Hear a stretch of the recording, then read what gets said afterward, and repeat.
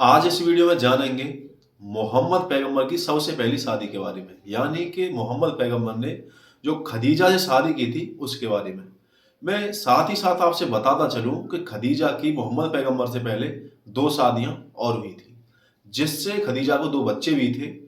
और इस वीडियो में हमारा उद्देश्य सिर्फ ये जानना है कि मोहम्मद से पैगंबर की दिशा में कैसे जाता है और खदीजा से शादी करके उसे क्या क्या बेनिफिट्स है और अपने फायदे के लिए वो किस तरह से खदीजा से शादी करता है।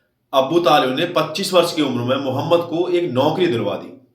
उसे अपनी एक रिश्तेदार और अमीर व्यापारी खदीजा के यहाँ साज संभाल के काम पर रखवा दिया।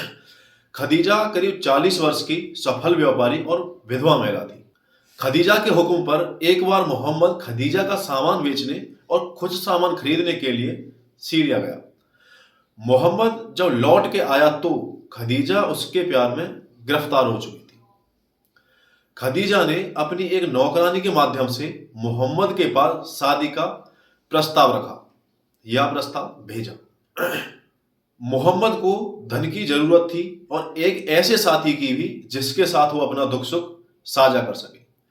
खदीजा के साथ विवाह करना मोहम्मद के लिए खजाना पाने जैसा था। मोहम्मद खदीजा में अपनी उस माँ का अक्स और प्यार देखता था जिसके लिए वो बचपन से तरसता था।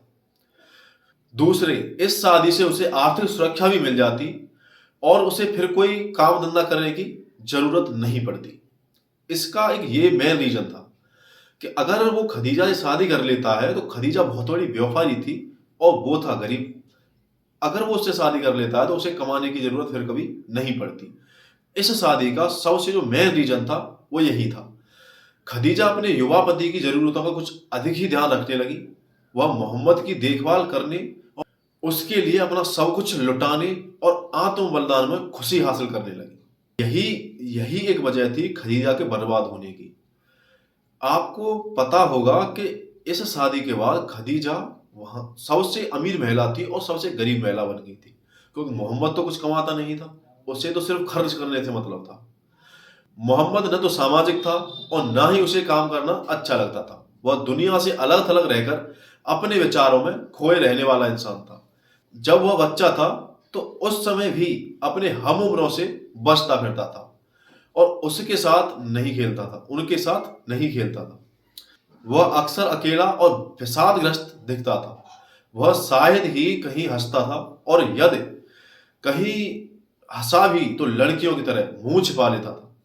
तब से अपने रसूल की रिवायत का पालन करते हुए मुसलमान हंसी ठहाके को अच्छा नहीं मानते।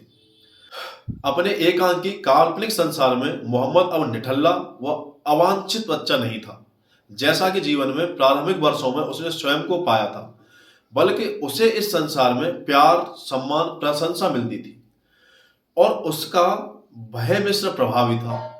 जब उसे जीवन भारी लगने लगता और अकेलापन हावी हो जाता तो वह फसाती में चला जाता, जहां वह खुद को किसी भी भूमिका में आ सकता था या अपना पसंदीदा कुछ भी कर सकता था।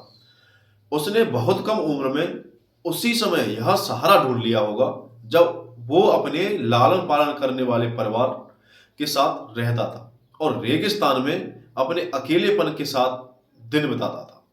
कल्पनाओं का यह रमणीय और आरामदायक दुनिया जीवन भर उसका सहारा बनी रही। यह उसे उतना ही वास्तविक लगने लगा जितना कि वास्तविक दुनिया सुखद हो सकती थी।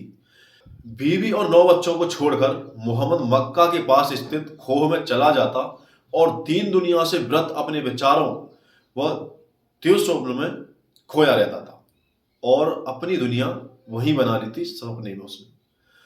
उसने कभी भी ऐसा कोई बड़ा काम नहीं किया जिससे यह कहा जा सके कि मोहम्मद महान था। धन्यवाद।